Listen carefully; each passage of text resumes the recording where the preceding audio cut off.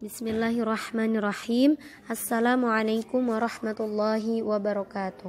Anak-anak, untuk pelajaran tauhidnya, Ustazah akan melanjutkan menjelaskan tentang sifat wajib bagi Allah. Untuk sebelum-sebelumnya, Ustazah sudah menjelaskan 8 sifat wajib bagi Allahnya ya. Untuk kali ini, Ustazah melanjutkan sifat wajib Allah yang ke-9. Apa itu?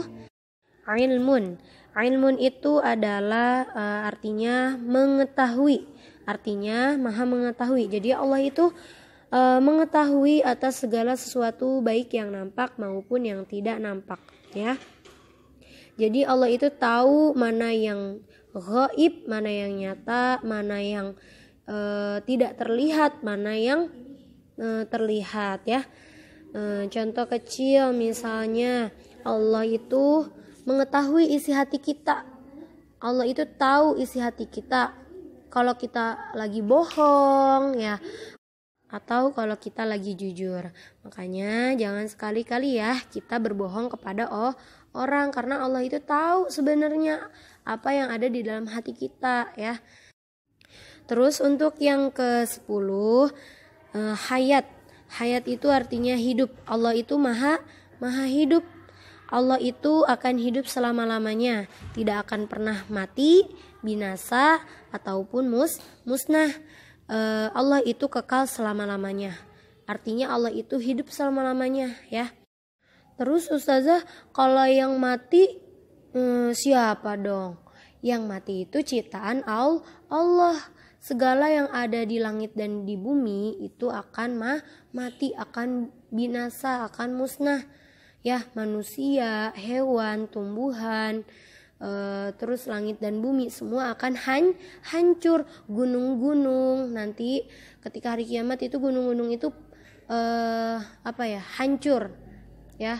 Terus langit terbelah, laut terbelah ya. Jadi semuanya itu akan musnah. Ciptaan Allah itu akan musnah, akan hancur ya. Yang kekal itu, yang akan hidup selama-lamanya hanya Allah Subhanahu wa ta'ala. Terus yang ke-11 ada sama. Sama itu artinya mendengar. Allah itu maha mendengar apa yang diucapkan hambanya, baik yang diucapkan maupun yang disembunyikan ya. Jadi Allah itu mendengar segala sesuatu. Jadi kalau kita lagi berdoa, Allah itu mendengar doa-doa kita ya. Jadi kalau kita lagi pengen sesuatu ya, kalau kita lagi pengen mainan, kita minta sama Allah, nanti doa kita akan didengar sama Allah. Dan untuk yang ke-12 ada basor. Basor itu artinya melihat. Allah itu maha melihat segala sesuatu yang ada di dunia ini ya. Semuanya Allah awasi. Perilaku kita Allah selalu mengawasi kita ya. Makanya jangan sekali-kali kita berniat untuk melakukan keburukan, karena Allah itu melihat perilaku kita, mencatat semua amal-amal kita, mencatat semua perilaku kita ya. Jadi kalau kita melakukan keburukan nih, sama Allah dicatat sebagai keburukan. Nanti orang-orang yang melakukan keburukan atau kejahatan nanti tempatnya itu di neraka ya.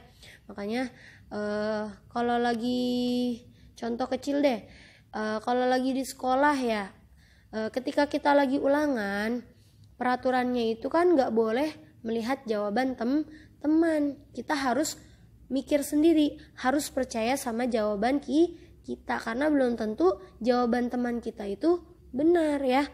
Jadi kita harus jujur, harus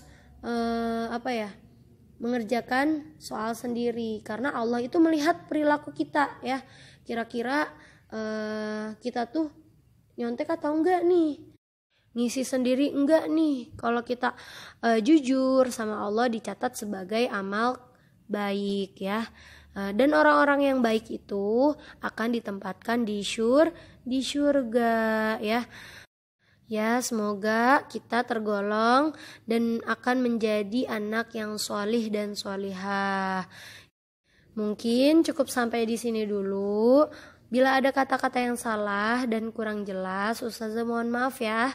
Wassalamualaikum warahmatullahi wabarakatuh. Bismillahirrahmanirrahim. Assalamualaikum.